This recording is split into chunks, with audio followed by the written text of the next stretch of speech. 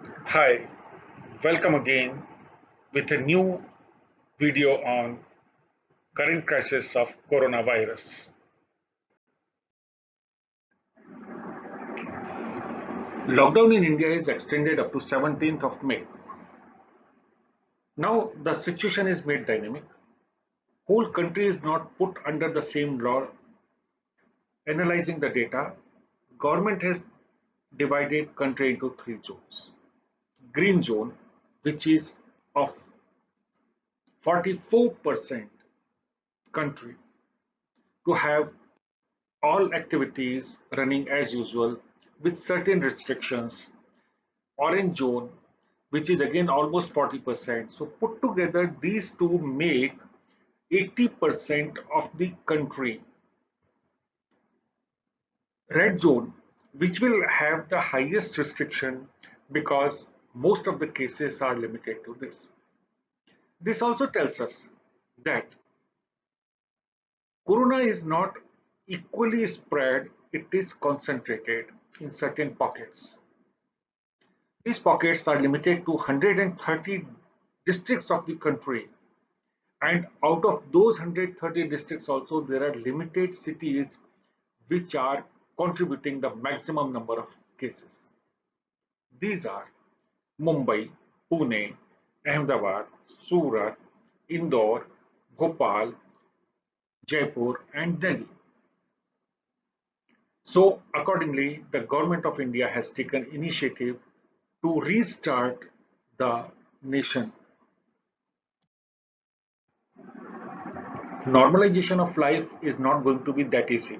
Though the central government has announced, it has to be interpreted by the state government and pass the rules. Because most of the red zones have the large cities, so even if the production or manufacturing starts, the consumption story would remain slow.